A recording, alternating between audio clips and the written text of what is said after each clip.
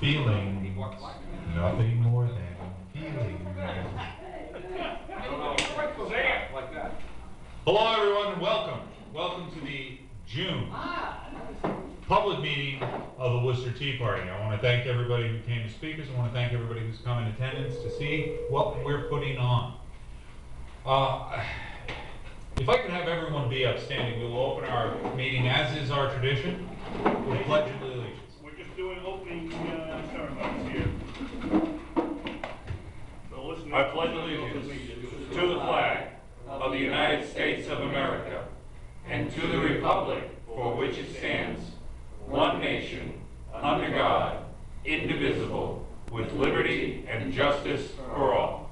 Excellent, thank you. Now, one of the biggest challenges of the Tea Party, as like there's no other big challenge, is to get our message out. Now, of course, how do we do this? Well, most of the time I go up to people and grab them by the lapels and scream in their faces. This doesn't always work, so we're trying a new, more genteel way of doing this. We're using blogs, we're using social media, we're using the video that's filming me. Are you getting my good side? Is this Your best side. Thank you, Pete. Matt, hold your tummy in.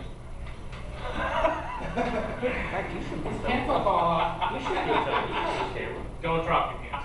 Yeah, don't drop. Don't, no, Well, let's get not this room. Thank you, thank Roll you. it. So, without further ado, what we're going to do is we're going to introduce Bill Randall. Bill Randall is Worcester native. He's a man who's active in our community, and he's given a gift to our city. He's given a gift of an online newspaper. He has started the Worcester Herald to be a counterpoint to some of the other media outlets that are publishing in this vicinity. We won't even say that we're out from the city anymore because of the most recent things, but we'll bring him on up because he has other opinions. Thank you very much. A little background about myself. I was born in Worcester, grew up in Worcester. I'll be 50 years old and I've lived in Worcester 46 years. I escaped to Boston College for 4 years and I came back. I grew up in a family that always had their own business. So my father had a liquor store business, then he had a package store business, and actually I still run the package store with my mother in Main South, Randall Package Store on Canterbury Street. After college, I started insurance. I started working with State Mutual, and then after 4 years with State Mutual, I started an agency with my wife called Advantage Benefits, and all we do is employee benefits. So just want to give you a little background. I'm a business owner, small business owner. That's who I am. Being a small business owner, you're working all the time. You get kind of frustrated with some of the stuff around you. So at one point, I had a blog, and I wrote a lot about Worcester stuff. So my blog's always been really Worcester, following the city council, following what's going on in the city. And then I got really passionate about the Worcester Airport, and I started writing about the Worcester Airport so much, I decided to give up the blog and just focus on the Worcester Airport. So if you go fly ORH, and ORH is the symbol for Worcester Airport, that's me. FlyORH.com is actually my site, and so I'm on it. And then I started a Twitter account called FlyORH, and I have like 2,000 followers. So I really got very much into the airport, and that's how I wanted to get JetBlue to Worcester. And I didn't get JetBlue to Worcester, but I think I helped get JetBlue to Worcester. They started November 7th with 2 flights daily to Florida. After that, so I got kind of bored, and I was thinking of something else I wanted to do. And being downtown, I knew the Worcester Telegram was going to go under. There's no doubt about it. Who knows where it's going to, what the future of the Worcester Telegram is. So I reached out to Go Local Worcester, and I told them I kind of wanted to get to know a little more, start working with Go Local Worcester a little bit. And they told me to drive down to Providence, and I met with them down in Providence. And I was driving back, and I was thinking, Go Local Worcester. Their office is in Providence. All the reporters are in Providence. And when I said stuff like Dave Rushford, they were like, Dave Rushford, that's the city councilor? And I was like, no, that's the city clerk. And I was like, Go Local Worcester doesn't make sense for me. So I figured, what the hell, I'm going to start. I got WorcesterHerald.com, WorcesterSpy.com, WorcesterGlobe.com, and I decided to run with the Worcester Herald. So May 1st, I kicked it off, and I figured that I had a base of people just for following me on the airport. So I was going to write a lot about the airport to get some followers in there, and just reach out to people for content. So I'm really, why I'm here today is I'm looking for content. I just want to get as much content as I can, good stuff that people are going to read, funny stuff with some, YouTube videos, a little bit of everything. But in the first month in May, I got 15,000 views. And before I came over today, I'm up to like 42,000. So for this month, like 25,000 views. So, I mean, we're not gonna be competing with the Worcester Telegram, but it's getting some traction. Even like I got some writers from the Worcester Telegram. I got Sean Sutton is writing for me. Yeah, Sean's doing some stuff, and he's got 2 stories. He's covering a press conference next week. There's someone announcing a campaign. I can't say who, but and I got this. Very good. And Carol McDonald's very good from she was an editor. She was on the editorial. She didn't write for this. She was on the editorial board, so I didn't know her name, but she does a really good job. And I got about 6 or 7 other people writing. So the bottom line is, I'm here to say that Worcester Herald, and Chris reached out to me, and right away I put stuff, and I can see Chris gets followers. His stories are actually one of my. You're getting readers. There's no doubt about it.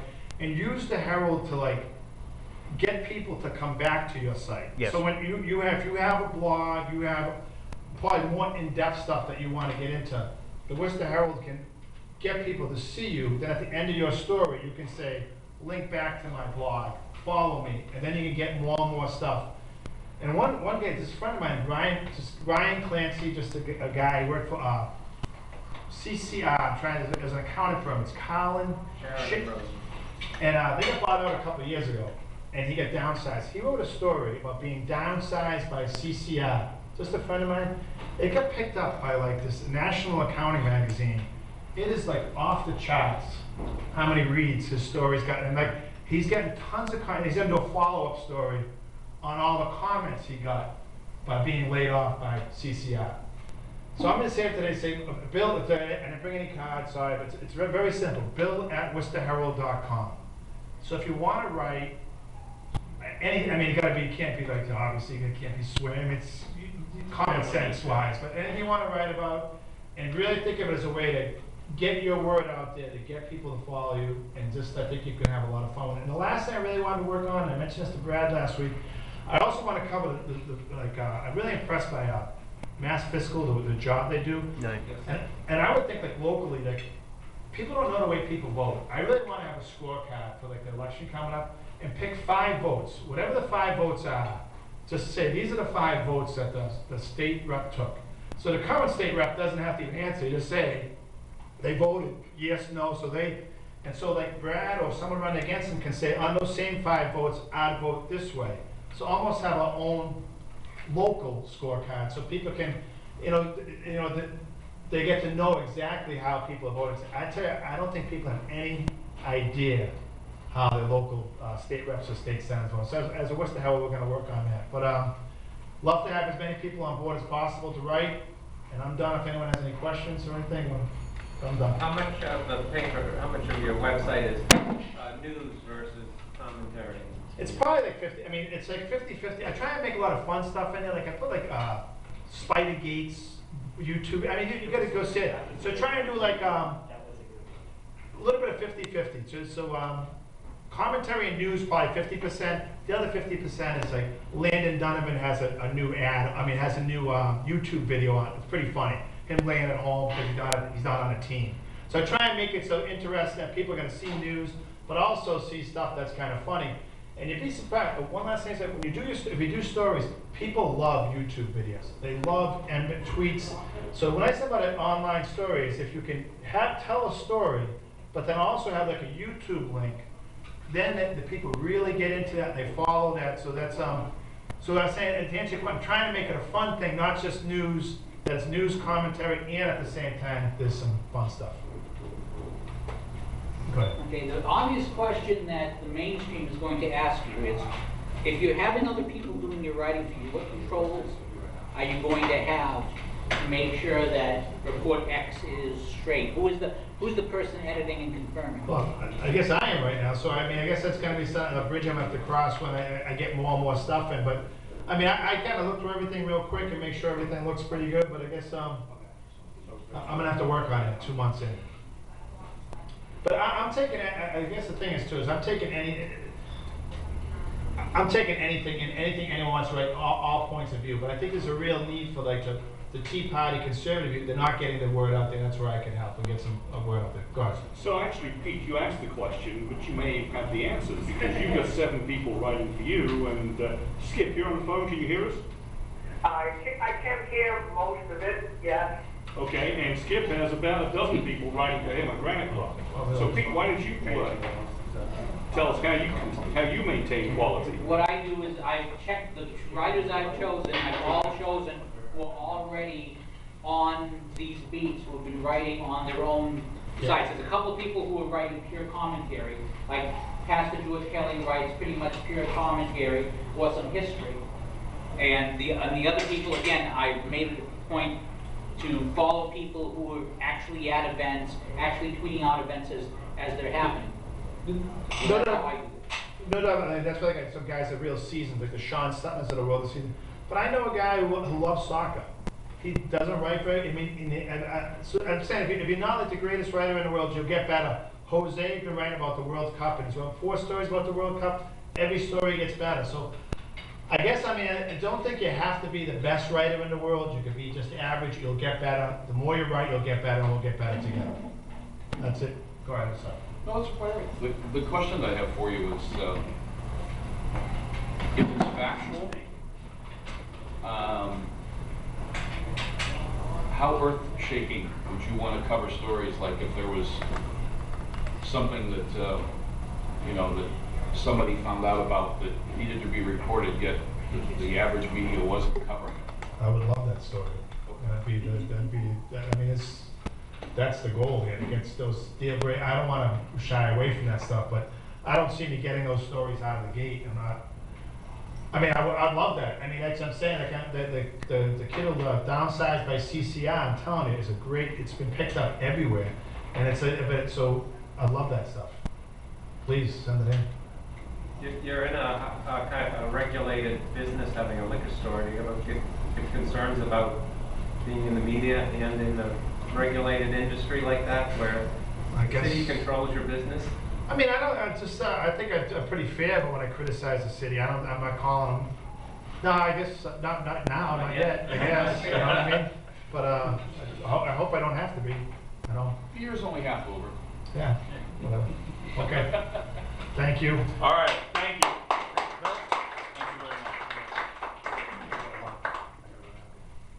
Now, I want to make sure that everybody understands that it's Bill Randall, it's not Brett Reed. He is not the Green Hornet. He's just leaving and driving away in that very large black sedan. Just a complete coincidence.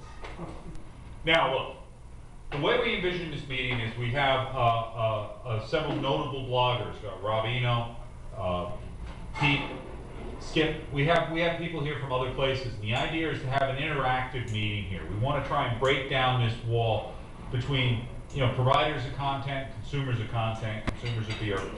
We want to try and get this moving into a more open event. So why don't we start with Pete, because Pete always has intelligent things to say. We'll bring you right up, and then we're going to kind of flow into what are bloggers looking for in feedback? What do bloggers need from the audience to show what's going on? Well, the first thing we need are, you want me up there? I'd like you to speak into the microphone. Okay. This goes right to the NSA. So on this side? On this pointy side. All right. Everyone, Pete. Okay. To joke a little bit, but although it's joking serious, the thing that bloggers want the most are the 5 words that Robert Stacey McCain says are the most important words in the English language. We want you to hit the freaking tip jar. But what we want is to produce commentary, we want links, and we want feedback. When you put out a story, now, and there's different types of things, like on my blog, I do commentary, I do original reporting, I do essays. For example, I do religion, so I'm doing some essays on the Catechism of the Catholic Church, for example. So when I write an essay like that, I'm trying to educate people who will never read the Catechism of the Catholic Church, but okay, this is what this actually says, this is what this actually means. When I'm doing commentary, I am trying to provoke a reaction. I'm trying to inform by either by being facetious or by being direct. For example, tomorrow morning, if you go to my blog, thetechguyblog.com, you will see a piece that says answer because we have to protect Barack Obama and themselves. And I do this Jeopardy thing every now and then. And the question is, Ron Fournier's question, when is the media going to flood the zone about the IRS thing? The rather odd case of hard drives being destroyed, emails disappearing, and not all emails, only the emails going to the people that the Congress wants to find out. Only the ones that could incriminate the White House or incriminate the FBI or incriminate any of these people. And when I write a commentary like that, I want people to think. Because I want them to consider what is going on there. And of course, when I report on a subject, part of that is just for my own benefit. I want to see what's actually being said. And let me give you an example of what I'm talking about. I was covering the presidential campaign a couple of years back in New Hampshire. And if you are a blogger or thinking of being a blogger, remember, the New Hampshire primary is your friend. It means that key political figures are going to come to New Hampshire. Now, I live in Fitchburg, so it's 45 minutes for me. Maybe it's an hour and a half for you. But you will get close to an awful lot of people and get a chance to hear what they're saying, especially if they're not doing well right away. I got several interviews with Herman Cain, for example, before he got into first place. And because I gave him that time, when he got into first place and was at a presidential debate, and I was there, and I won't tell you how I got there at the moment, but I was there, he answered my question on camera. So you want to be there, give those people a shot. But I was covering Rick Santorum, and he was in Concord, New Hampshire, and it's actually ironic because they had the March for Marriage today, and the question came up about gay marriage. And he had an 8-minute exchange with the crowd, gave a very intelligent back and forth, and illustrated his point very well, and forced the audience to illustrate their point, and the illustration showed that they had no point. But there was a reporter from ABC there. Now, I videoed the entire 9-minute exchange along with all the other Q&A. I like the video Q&A because that's the most spontaneous, unless you're Hillary Clinton at a town hall. And ABC only took 60 seconds of that exchange and totally changed what had happened by that 60 seconds. It was dishonest and it was dishonorable. So when I am at a live event, if I'm alone there, I want to be the coverage. If I'm not alone there, I want to demonstrate or make sure that the mainstream media is being honest. Because if I'm there, if you are there videotaping, and the mainstream media is videotaping, if they spin you, or they try and spin, you have the tape. And a great example of this happened this week with Dana Milbank at an event with Bridget Gabriel. And Dana Milbank spun a person as a victim who was actually a political operative who had been running for office and took words out of context and played with them. It happened today on BuzzFeed. They misquoted in their head, they put a misleading headline in a paper, in their post, implying that a Republican representative said something he didn't, and linked to the video, but the video showed he didn't say that. And so they corrected it saying, we corrected the headline, but they didn't say what the old headline was. And just, in fact, as we were speaking, I am tweeting with a woman from Ireland who is talking about, you probably heard about this, these 800 babies in a septic tank from a convent in Ireland. Well, it turns out, if you've read the Forbes follow-up, there's a lot less there than meets the eye. And if you read the actual story from the woman who broke it from the Irish Times, that she was writing about children who had died at this home. And this was not a septic tank. They have these things in Europe called vertical burial type vaults and so forth. And this is something that's known. But the media jumped on it in a particular way, and 2 weeks later, this woman is still tweeting it out and saying, and I asked her, did you read the Irish Times stories, yes or no? And so she's tweeting back, do you support atrocities by nuns, yes or no? Well, we haven't established that there's atrocities, and so far the evidence suggests not. But the idea is trying to spin a narrative. And the trick is to reject that narrative with facts. Now, you're never going to stop people who want to spin. I mean, I am a conservative Catholic. I am conservative socially. I am conservative fiscally. I do not make a secret of this. Everybody knows what I am, what I believe. And if you want to assume that I'm going to spin you based on that, you're perfectly welcome to believe that, and you're perfectly welcome to debate me, but I'll let you do it. I'll let you comment on my site. I won't even block you on Twitter unless you have like 1 or 2 followers and you're trying to, if you're like a pseudo site that just exists to spin. But it's very rare that I do anything like that. But that's really the purpose of the new media. The new media's job is to be the watchdog of the old media and report what they're not reporting. And don't be fooled, by the way. Just because it's reported off of a computer doesn't mean that it's new media. Vox Online, this new online website. Well, it's Ezra Klein. It's funded by big liberals who already own media. It may look like new media, but it's the old media funded the same old way, doing the same old thing. Don't be fooled when people say something is new media when it isn't. And one last thing, before I give it up to the next speaker. If the media did their job, it's like, remember, you ever see Godfather 3? I mean, it wasn't as good as the first one, but it wasn't a bad movie. Godfather 3, Mike Corleone says your enemies always get strong on your enemies always get strong on what you leave behind. In fact, they say in Godfather, there 2 as well, I believe. But they always get strong on what you leave behind. Matt Drudge would not exist. He would not exist if the Newsweek did its job and reported on the Monitor story, but they didn't want to report about the dress. So Drudge reported on it, Limbaugh linked to it. In fact, if you were listening to Rush Limbaugh in the 90s, Limbaugh made Drudge because Drudge kept saying things, Limbaugh kept talking about it because the media wouldn't report it. If the media was doing their job, Fox News wouldn't exist. And if Drudge didn't exist, if the media doesn't protect Bill Clinton, does George Bush win? Probably not.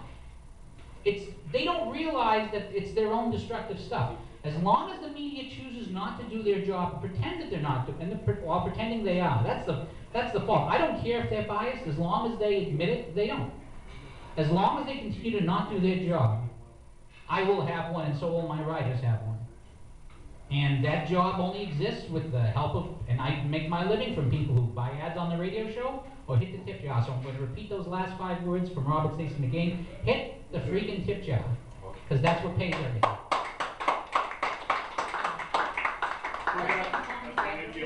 We're going to do questions at the end.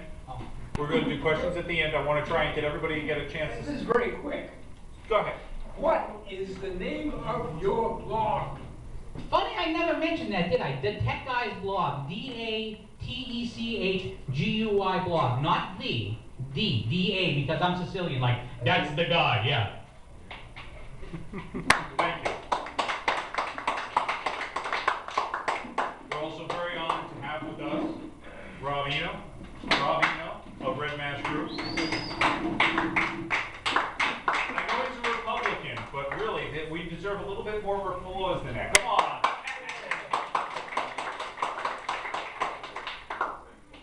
Thank you.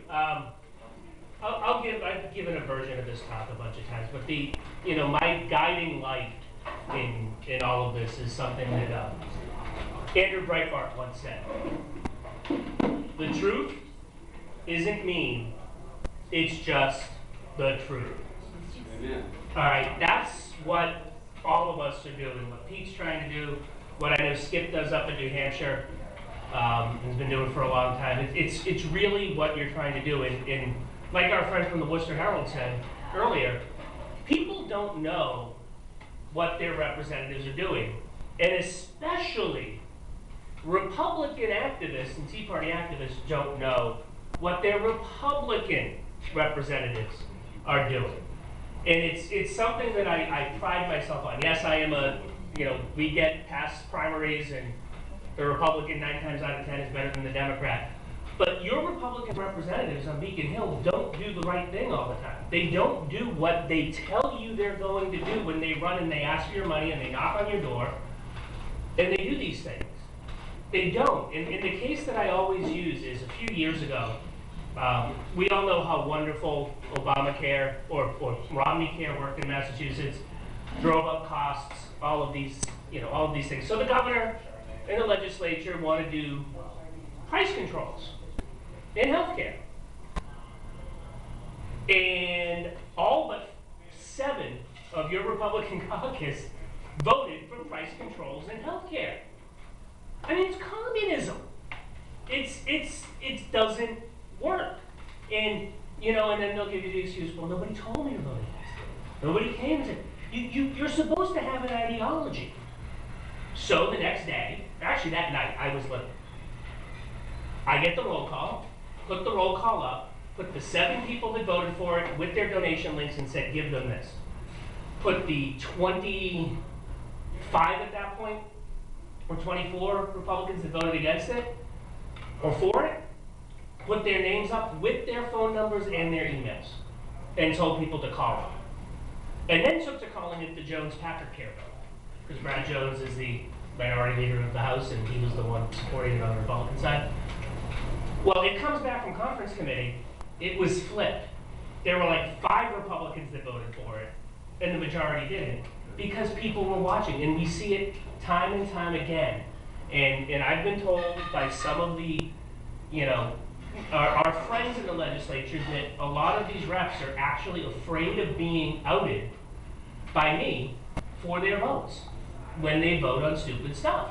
And every once in a while, they never know when it's coming.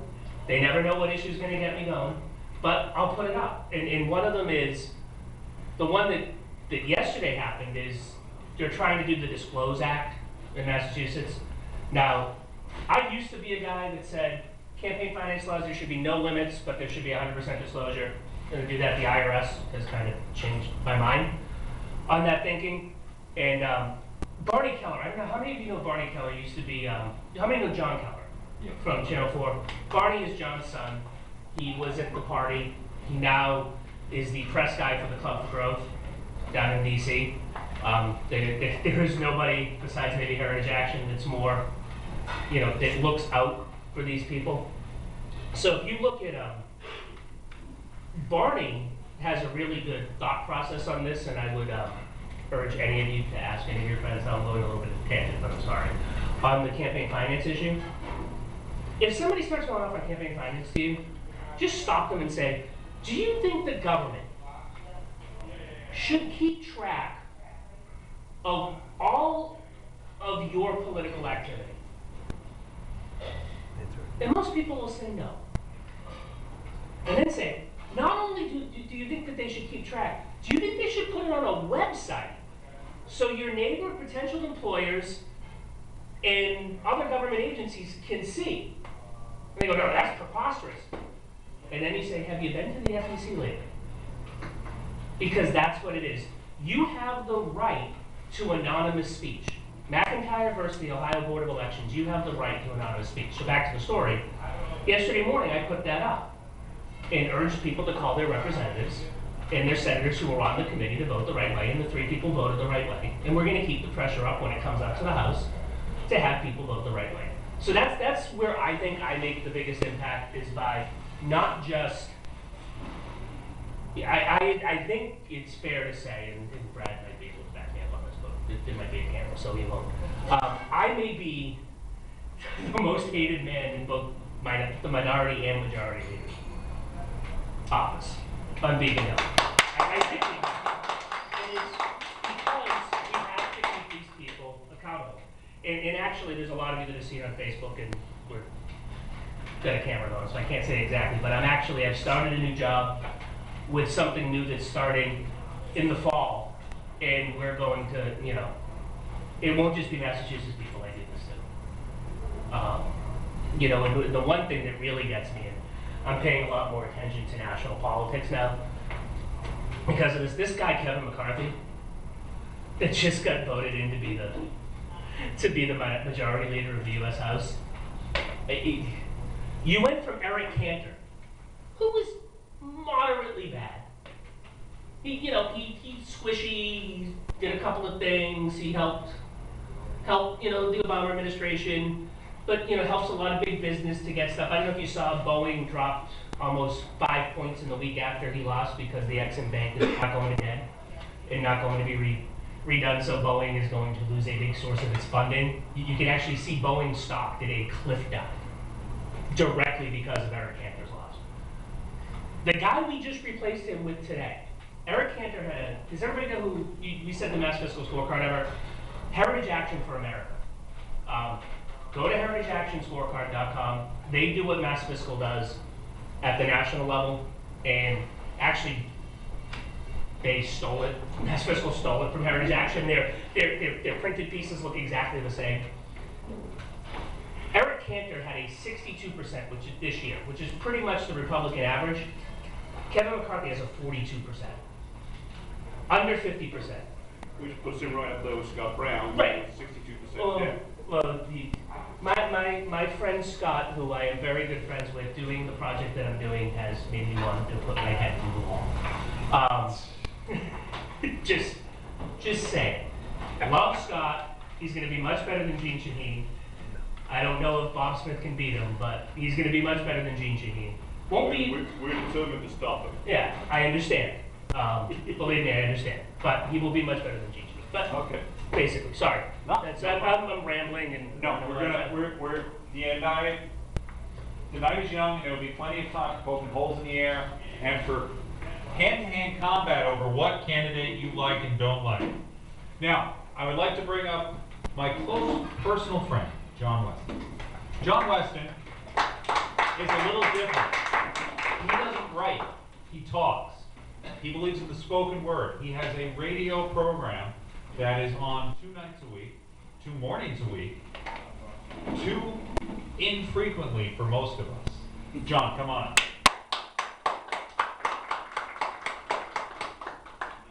Thanks, Matt. By the way, Pete, it's on till 6 a.m. now. I'm a glutton for punishment, so. Do you have a Twitter handle No, so I can tweet it? we are going to do that. Now? We are going to do that. I'm actually working on those things. I just bought a high-tech piece of equipment today, Pete, by the way. I did a remote interview with Maine today. Come on. Right. Hey, by the way, I want to tell you a quick story to back up what Peter was saying, and much to his credit. Peter, remember the time that you and I were in Lincoln Square at a Tea Party event, and the black hoodies came down over the hill Yep. with the turned around McGovern signs with Yep. weird stuff written on I them. remember that. Yeah, and they were shooting silly string at people, throwing eggs, swearing, screaming, yelling, trying to get in people's faces, doing it to passersby in cars. Okay, so I was standing with my back to, the other side of the street where they were doing this, and Peter shot an angle and interviewed me over my shoulder. I was recently at an event and somebody recognized me and said, "You're the guy with that tech guy." And I went, "Yeah, I've been with the tech guy before. He and I go way back." He said, No, you guys did that fake video in Worcester about these protesters." And I started laughing. I said, "What are you talking about?" So they described the video that you posted, Pete.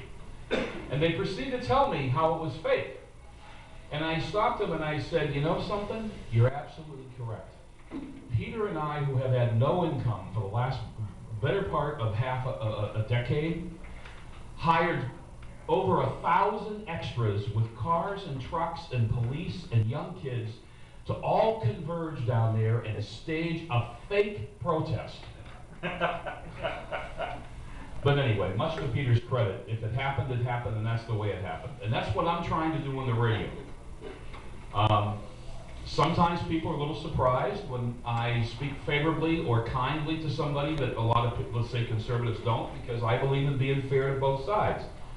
I think maybe since the guy in the White House has been there, I've said 3 or 4 things that I thought he did were right.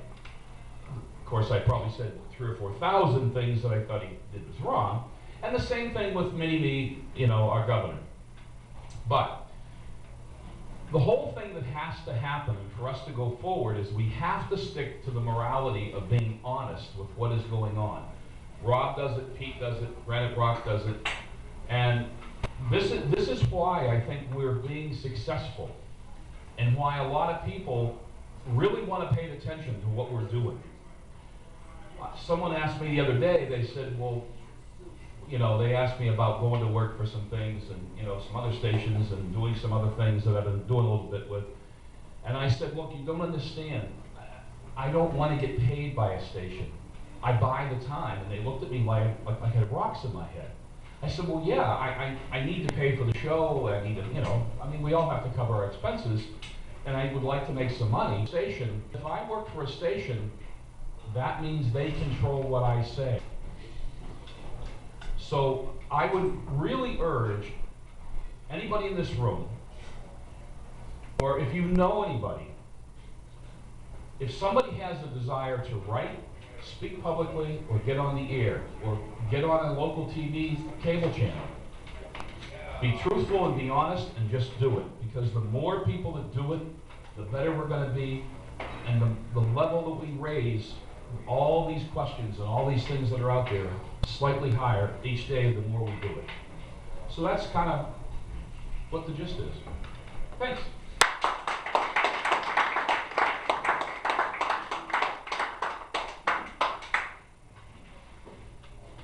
Yes, it's your turn. Don't look scared. Come on up. Who, me? Come on up. All right. Now, I'm going to bring this squawking box with me as well. So, this is my co-host here at Team Blogger, Skip, is in this box.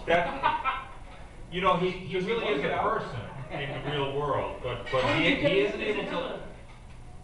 Skip, are you still with us?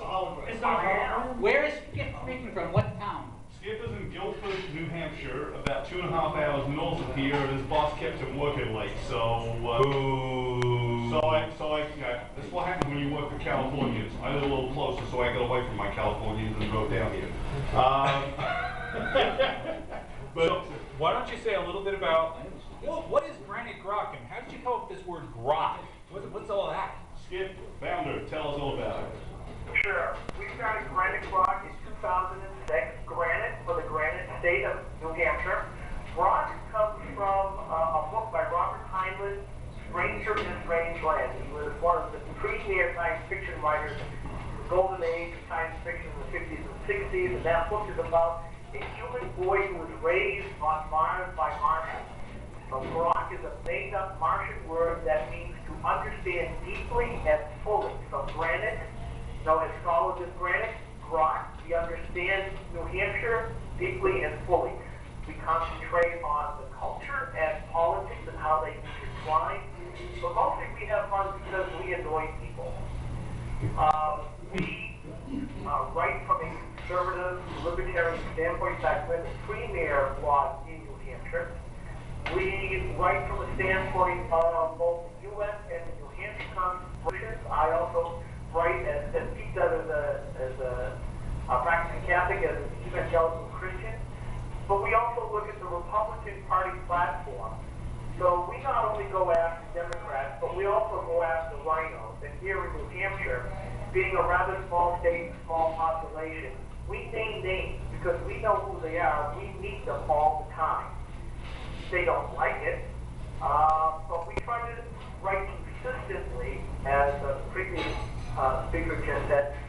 It's a whole lot easier to do because you don't have to apologize for anything. We just say, look, there's the word. If you're an elected official, you made an oath to that.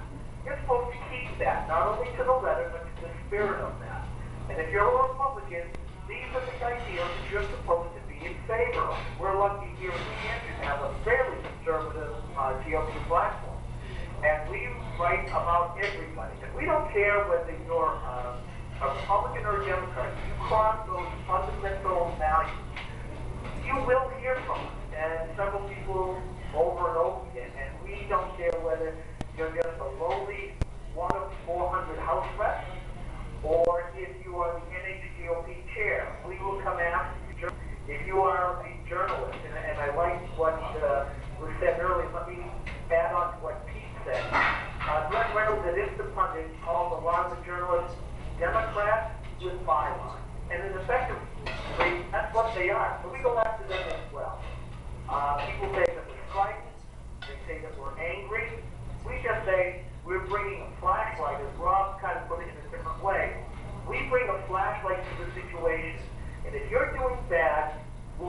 shine that flashlight on you. You can no longer hide because we go to everything and we have people talking to us.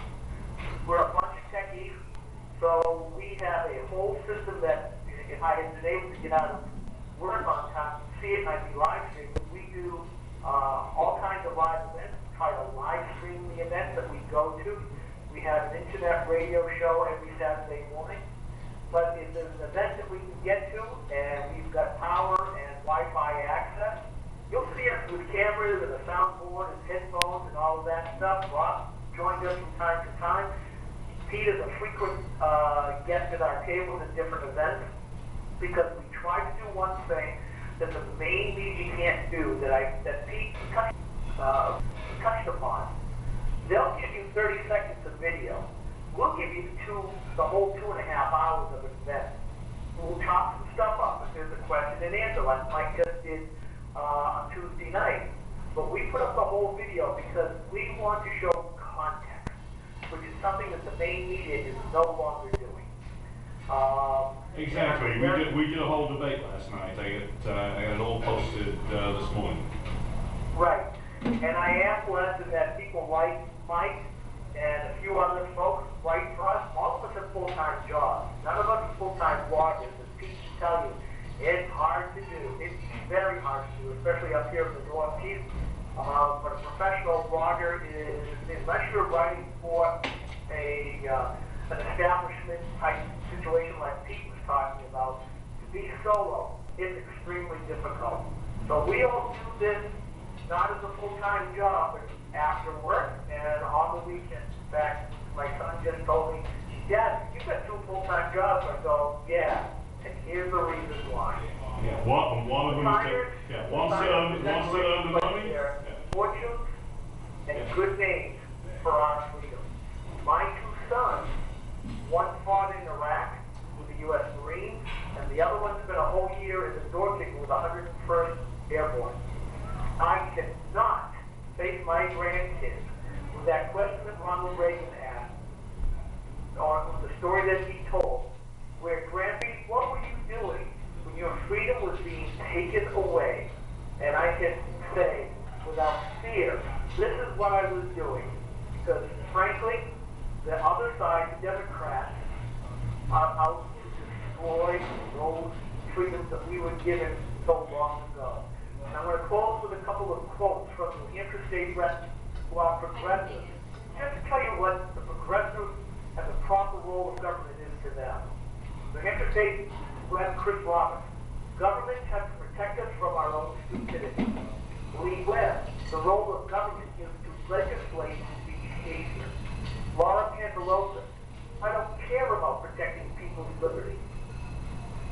Folks, this is the thing that we fight about, that we do battle as part of the 101st Fighting People in the Battle of Life. We seriously take a hold of Founding Fathers' ideals, individual freedom and liberty, and I will protect it, and I'm glad to have the other Grocks with me, along with Pete and all the other liberty and freedom bloggers around the nation, that we will be able to look our grandkids in the eyes and say, we did the best we could to your freedom. We have made a difference here in New Hampshire. We've got rid of some bad laws, pushed some good ones through, and I'm open to any questions that anyone might have. And how many bloggers do we have right now, Skip? We just acquired an actual reporter and a state rep for the team, didn't we? Yeah, we probably have 4 main writers right now that write all the time. Steve McDonald and I do the majority of the work. Mike pitches in when he's not traveling. I'd say we've got about 5 other folks that will chime in when they can. But again, everybody works full time and everybody has a family. None of us take any money out of get any money out of this. Any money that comes in goes into more equipment so we can up our production value for getting the word out. Okay. So questions for Skip, anybody? All right. Thank you. Thank you very much.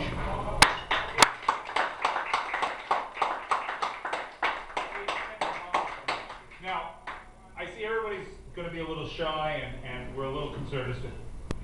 Are the speakers on? Sort of, yeah. Can I speak? Sure you can, come on. Thanks. If you don't I know, promise I'll be brief. good choice of words. Yeah. This is John Nowicki, And I'm- joining us from the great state of Rhode Island. Not just, thank you. Not the first time I've joined the Worcester Tea Party scene. I've been here since day one. But I'm beyond being a pundit and a royal pain in the ass for Republicans and Democrats, I wear another hat as a marketing person, and I felt as if I could try to keep this to 5 minutes, but in case the bloggers here don't know, I want to share some sage marketing advice. First of all, if all these bloggers are here, you should all be exchanging links. Linking to different sites. A site that has more links will get surface higher in Google than one that doesn't. So you're all conservative bloggers, you should be linking to each other.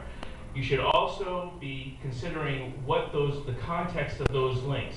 If I say Rob Eno is the best conservative blogger in Rhode Island or in Massachusetts, Google will take the sentiment of that link and rank it higher than if I was to say Rob Eno is the worst blogger in Massachusetts. Also, consider the keywords that you want to use in a site to surface for your blog post and try to repeat those as often as you can without being non-conversational. It's extremely important that those keywords enter into your blog post beyond just the fact that you have links going to them.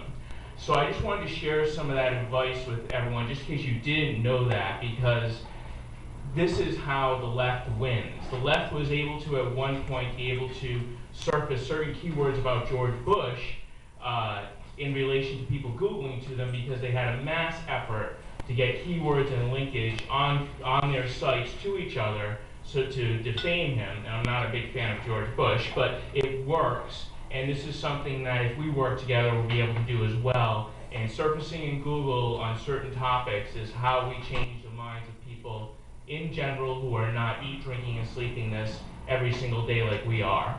So I thought I'd share that with you. I'm a marketing professional. If you have any other questions, you're more than welcome to ask them to me. But I wanted to share that with you. I figured it was a good audience for me to share that. Thank you, John. Thank you. Thank you very much. Thank you. Okay, now, everybody knows the Worcester Tea Party is primarily an educational organization. We are here to educate people.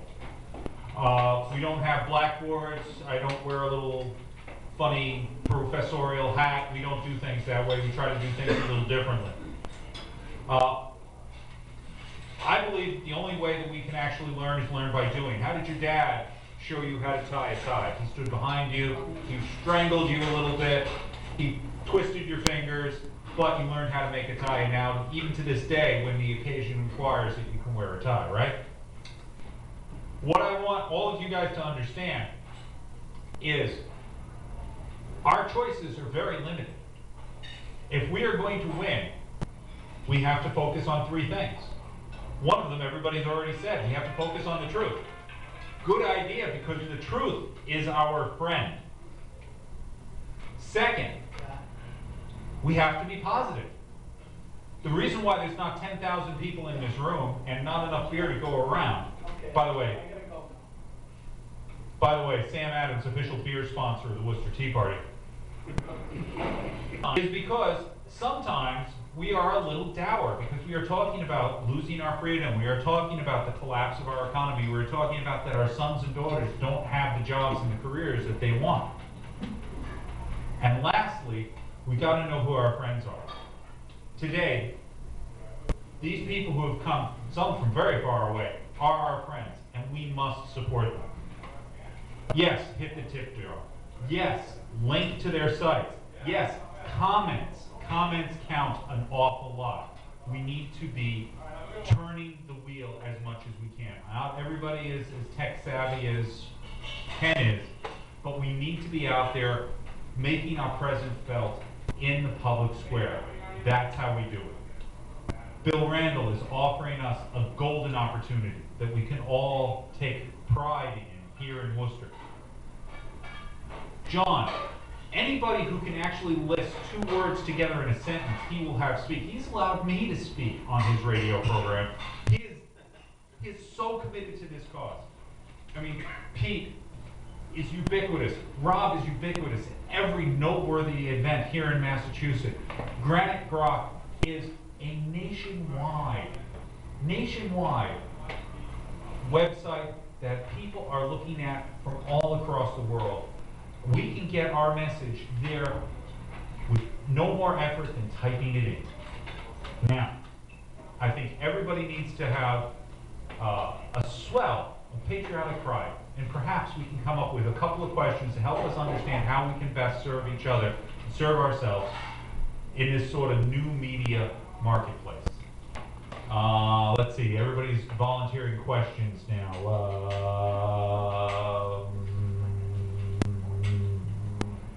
Chris. Yes. Chris, ask a question. Ask a question. Well, actually, as far as exposure is concerned, if we link everything together, can we be assured that that our links that go on there are going to be seen, are going to be looked into? Bill Randell was mentioning something about as soon as I came on writing, that his readership jumped, and part of that, if I can toot my own horn here for a minute, is because the fact that I already had my show established and my readership is established, and everything that I put on to the Worcester Herald, and posted it all. We took that and posted it all across all the links that I'm associated with. So we've got to make sure that that happens for everybody else. We all link together, that's going to be pushed that way. That's the question. Anybody have a suggestion, Rob? One of the things that I'm on nationally is something that I don't know if any of you've heard of Right Social Daily. Right Social Daily is a new Twitter thing and an email list where they send out links from conservative places every day. And there's a Facebook group that I'm in that it is very nice, because all it is one post a day on the Facebook group, and then everybody puts their links underneath it, and then people share their links on Facebook. And if you can put it into a story that you're working on, that's fine. Sometimes it's hard to put into a story on your actual website that you're working on, but it might be something that's interesting for some of us to talk about that have some content to do. And we do it all the time. I think it was John that sent me, or somebody sent me an email like Public Heritage saying they're going to link into stuff, and I've known them because of the Franklin Center for a while, and Heritage has been feeding up my stuff for a while, and I'm actually working on something that I might have in the new Daily Signal we're going to put out, a story, but it's important to do that. And in social media, none of us really talk about, well, Pete did a little bit. It's so important to get your stuff out on social media with the right hashtags. In Massachusetts, it's MAPOLI, M-A-P-O-L-I, if you have a political story from Massachusetts. That's the hashtag you use. But, Facebook, that sort of stuff. In Facebook, it's not Facebook pages anymore because they actually stop people from seeing your Facebook page. They won't money from you. But when you see somebody post something that you like, don't just hit the like button, hit the share button.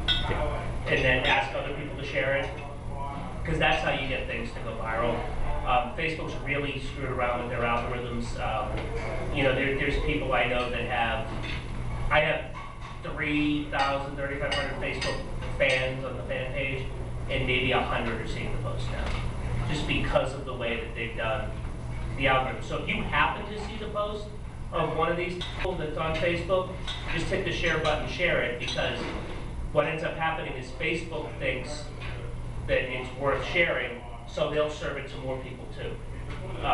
So if you have Facebook, if you're fans of things on Facebook, go to their pages and share their stuff, because it will get seen by more people, just because of the way their algorithm works. Right, and in relation to the linking, I also encourage people to find people who oppose your views and ask them to have opposing blog posts and fight it out, duke it out, be professional but duke it out. Link to their posts, have them respond and link to your posts. Their people, in order to understand the context of what they're writing, will click the link to go to your page. It'll be a hit to your page. They'll read it, and then they'll go back in that, and then back and forth. So linking to other conservative thought websites is good, but if you can find an opponent who really hates you and wants to bury you and is willing to duke it out with you, those links are just as good, and you'll be able to drive their visitors to your site, yours to theirs, and we're fortunate to be right. So in that discussion, you'll win and you'll accrue the SEO. And it's very much important to mention, and this is one of the reasons why I have my boss Beckler here on the radio show. We have our the Magnificent panel in the second half of the show, and I bring on at least one liberal. I have Dominic Nanny, who is a unadulterated Marxist socialist. Maxine Baptiste, who despite her large amount of children, she just had twins, is about as far left as you can get. Mike Hummel is actually a union activist who's operating in Kansas going after Brownback, and our newest liberal is out of New Orleans and Arkansas. He's Alabama, I should say. He's actually a one-side enthusiast. But by having these liberals on, we achieve several things. First, we sharpen our own arguments, because if we only talk to ourselves, we don't to our audience, and we don't notice if we're mistaken in something. We need someone to keep us honest.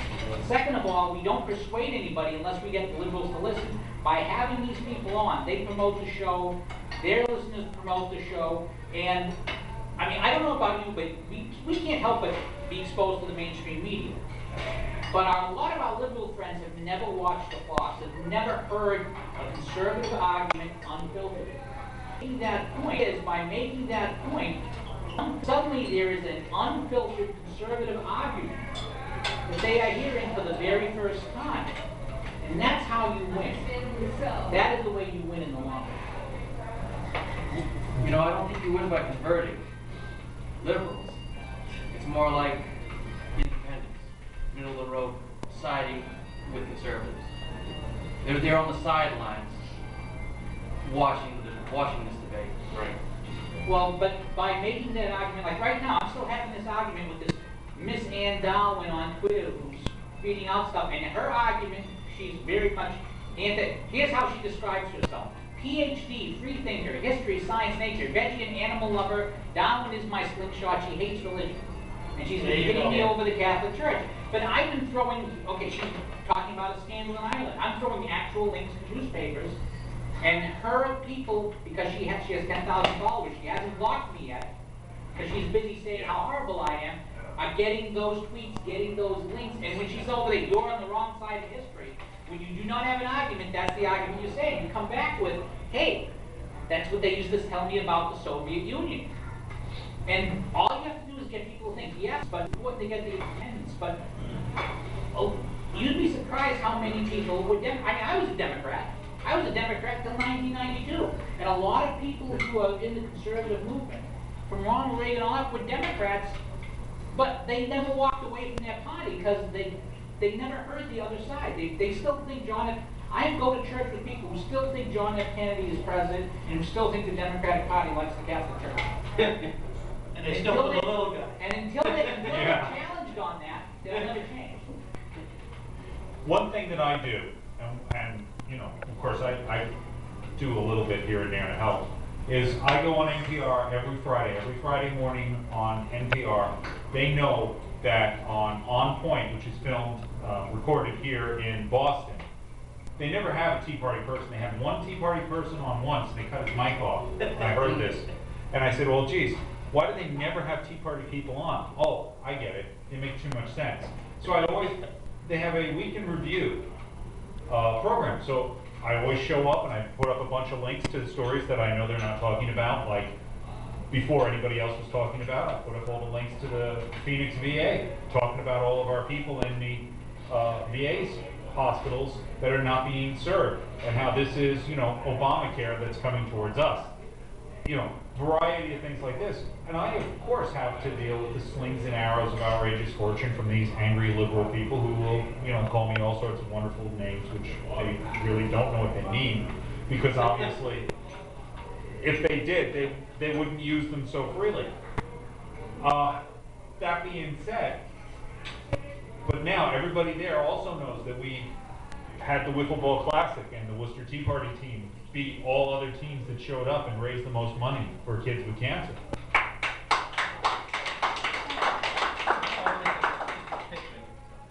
Only because of Pete's pitching. There was a lot of athleticism on the field. There was Pete, there was Patrick, there was a lot of help there. But the idea is that they see somebody and he's no longer a cartoon villain with a waxed mustache. And that makes them unsure of what they think, because it doesn't seem to, their experience now doesn't match up with what they think is a fact. And that is also a win for us.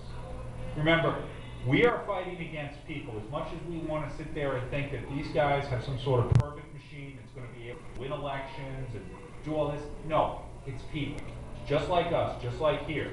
They believe, many of them want to make America a better place. Now, they, of course, feel that they're fighting to do that in the exact opposite way, the way that is going to make us a worse place. But their impulse is correct. And if we can latch on to that impulse and redirect it to the right course of action, to free people and free markets, personal responsibility, and show people that this is the winning strategy and this is what's going to lift people out of poverty and bring people happiness, they'll be our best Tea Party members. So I encourage people to definitely go someplace where you're not welcome. Raise your little Gladstone flag and say, hey, I'm the Tea Party guy here on your side, whether it's Blue Mass Group as opposed to Red Mass Group, or NPR, or BUR, or any of a bunch of different places. Air America, if that's still around. There's stuff that you can do.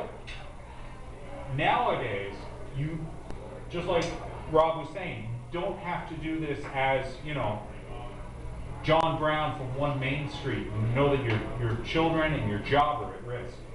You can come up with a name. You can say Tenacious Tea, and you can set it right up. And you can have a Discus account or a Facebook account under an assumed nom de guerre. These things all can be helpful.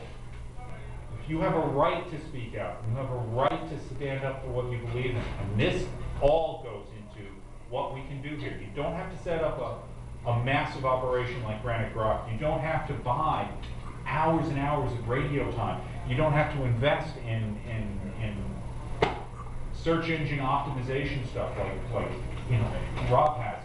Everybody has a part to play. So everybody I know is here really to hear me speak, but can we have more questions now?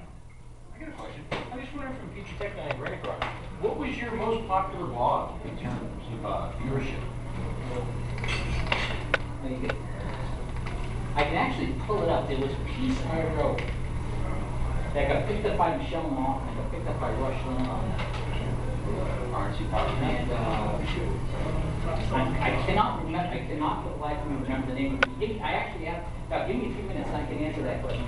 So, Skip, what was our biggest viral hit? 30-second post that I 30-second post that I put up. Never thought any play that it would get any play at all. It was just a picture of the original group of Pussycat dolls with bare midriff, you know, the costumes that they wear on stage, because there was a Muslim in the Middle East who had made some kind of a remark that everybody should be, you know, all females should be wearing the traditional Muslim garb, totally from head to foot. And I just put up there, Pussycat doll. I think the Muslims wouldn't like this at all. It was one of those, once in a while, throwaway posts where all along we put up, never think anything's going to happen, just knock of the day kind of deal. And I can't tell you, we're still getting hit worldwide. Yeah. Every time the Pussycat doll is a concert, I get tons of hits. Nothing to do with politics, but it has all to do with the culture, which is another way to bring people in. Well, you know, a couple of weeks ago, I managed to get a perfectly timed clip of George Will on Brett Baer's special report, and he demolished Common Core in a minute and a half, and speared Juan Williams into the bargain. And we got about 1,000 hits on Granite Rock, but the video itself got picked up, and I think I got about 150,000 hits on the damn thing, and it's still coming in. And it was only just a question of, wow, that's worth listening to again. And so I grabbed it. can now tell you the answer to that question. My single most popular post was July 7th of last year, and it was on Pope Francis's first encyclical. And it was titled, Pope Francis Releases Encyclical, Mainstream Media, I See Nothing, I Know Nothing. And it's a great illustration of what I was talking about before. The media will take a piece out of something and report it a particular way. And I actually went through Pope Francis's encyclical, the things he actually said. And he was talking about how faith enlightens and it's a metaphor. And he was saying things like, you have to have freedom of religion. You have to have all, and went over and over again about all these things that the Pope was talking about family being, quote, a stable union of man and woman, a manifestation of the Creator's goodness and so forth. And I just went through thing after thing that he said. And the media hadn't reported it because they were trying to spin the Pope. And no one, I actually have category called Pope-a-dope. Because Francis will say things, and the media will ignore them. Do you know, this week, does anybody know what Pope Francis said about political corruption? Aside from those of us who read it on... everyone knows that the Pope, everyone saw the article that said the Pope condemns speculation traders, right? Everyone saw, the media carried that one. Did you see that one? Well, how many people saw that? Okay, you saw it. The Pope put out in a sermon that people who do political corruption are cursed by God. Now think about this. This is Mr. Pope Simon the Likeable. You're cursed by God if you are using your political office to steal, to rob, to hurt other people. Now, right now, do you think the media wants to put that headline out there? Wouldn't you think that that's newsworthy? No, they only I didn't think so. They only repeat the little bits about fairness and Marxism. Yeah. They didn't mention the Pope. Here for a second. Yeah, go ahead, Skip. This is one of the things that Professor Codavia at BU is getting a whole lot of, and has been getting a whole lot of play lately. We've seen it move from being Democrats and Republicans, or versus Republicans, more the ruling class versus the country class. And I think this plays into all of our blogging and the radio shows and the whole bit. And it plays into Cantor defeat in the primary. That we see these people, be they bureaucrats at any level of government, and our high elected officials, believing themselves to be a cut above and above the law. And I think that Pope Francis example is perfect because the media isn't going to report anything that's going to affect those that protect them. The media believes that they are part of that ruling class, and oftentimes they're actually married to them. If anybody's ever wondered, take a look at who's married to who in D.C. versus, the Obama administration or the bureaucratic setup there and the liberal media. They're all intertwined. So they do protect each other. And that's one of the things that we try to break through. I'm not surprised that Pope Francis's utterance on that absolutely nowhere. He talks about the distribution of wealth. Any kind of pulls it up and gets it. The media picks it up and gets it wrong. Boy, doesn't that get a whole lot of play, doesn't it? Amen. Well, of course, now I'm going to you. Yeah. My top 2 weeks were the 2 weeks of the post-conference election. Now, obviously, because we had national attention. My most read post was, wow, purple shooting SEIU members holding Scott Brown signs and stand up. Because I don't know if you remember that during that, I think it was Alan Linkovich and his girlfriend and some people were actually SEIU members, and they had their SEIU shirts and they were holding Scott Brown signs. Michelle Malkin, when she still had MichelleMalkin.com and Hot Air, picked it up. A bunch of people picked it up, and that was the week. It was actually kind of funny. I got a bunch of texts in a row on the election day. Rush Limbaugh goes on the show, and if you want to know what's happening in the Scott Brown race, go to redmassgroup.com because you'll get on the ground. You'll get on the ground updates. But that was my biggest week. There were a bunch of them that were there. There was it was that the big one was, you never know what you have. Ken Pittman, who's a friend of mine, was on the radio, and if you all remember when Martha Coakley said, well, then Catholics shouldn't work in emergency rooms. Yes. That whole thing.